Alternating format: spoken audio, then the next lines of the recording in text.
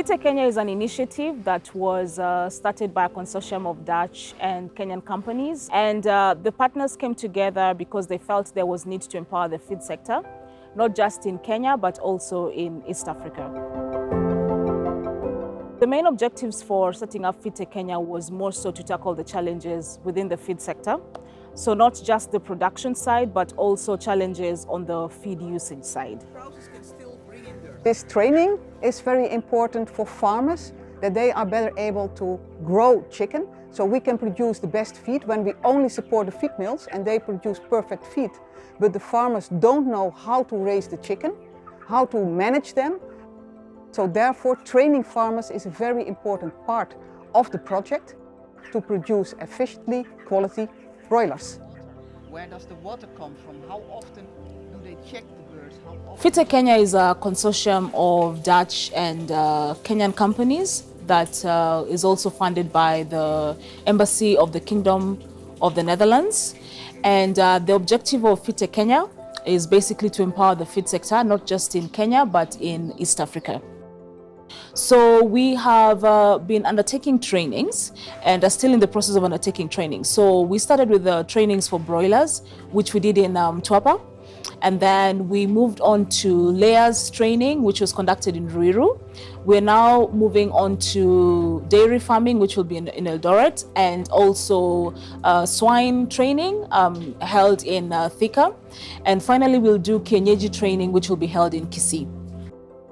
As Unga Farm Care, our participation in this training involved imparting farmers with skills to understand the importance of a good nutrition regime for their birds.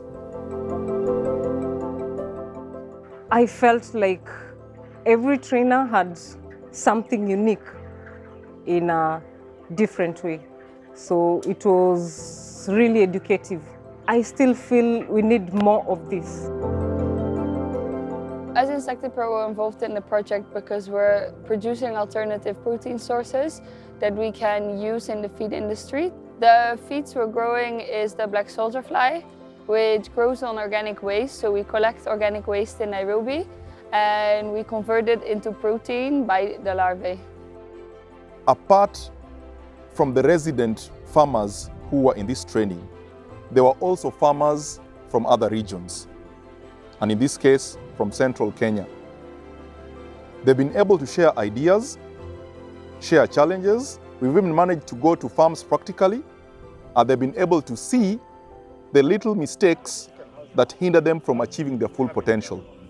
As the birds graduate or grow, you are producing. When we were designing the training program for the 5 trainings that we are going to be undertaking across the country, we felt that financial management training is actually very important because most of the businesses do not keep financial records. We felt there is a very important need for farmers to start thinking from a commercial sense. You know, if you need your business to grow, you need to know where you're starting from, you need to know where you're going towards, and even if for you to attract investments. Poultry farming as an agribusiness in Kenya has suffered one aspect of where farmers don't embrace it as a business. In any normal business, where you start is from the market. So then what products does the market want? And for a poultry farmer will be either eggs or meat. And then secondly, you find that in the normal management at the farm, there are a lot of inefficiencies. There are gaps to do with the record keeping. There are gaps to do with financial management in farms. So I think FeedTechKenya has come out clearly to be able to address these challenges that we face with our poultry farms. The interaction and the reactions of the farmers until now are very positive. They say they have learned a lot, which they can implement already daily in their practice. We try to make it as practical as possible, and several farmers already said to me, I have never had a training which was so good as this one. And that I was very happy to hear that, because that means that these trainings are very useful. You have to keep ensuring that the biosafety of the place is in order. And when there's a breach to the biosafety, you find that you can lose up to 200 birds in a day. So therefore we urge that biosafety in poultry farming should be a priority. So today we're actually at Poke Farm, which is a pig farm in Githunguri. And we are looking at the farm management practices right now, what the farmer is actually doing, and then providing them feedback with regards to what they're doing well, what they need to improve on, what are the things that they need to work on for them to actually continue running a viable business going forward. And there is a future. I would encourage anyone thinking of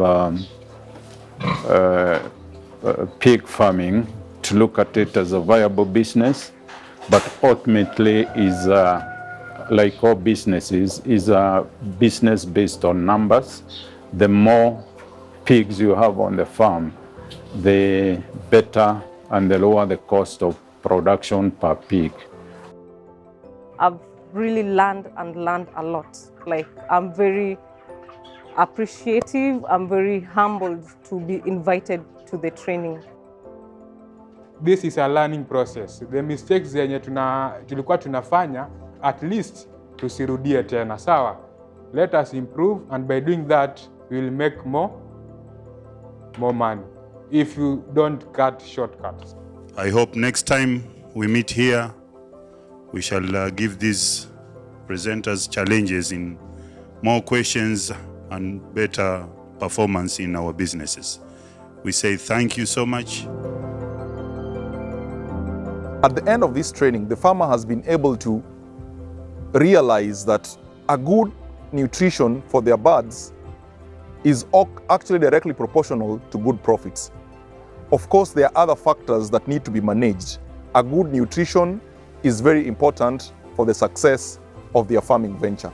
That is producing sound means that it's fairly comfortable. We hope that as a result of the training, the farmers that have been trained, but also the neighboring farms that they partner with, will be able to start having best improved farm practices to ensure that at the end of the day, it all comes to empowering the feed sector and improving the feed sector. So we're really excited about the activities that have been done and the activities that are yet to be carried out, and are looking forward to sharing the insights.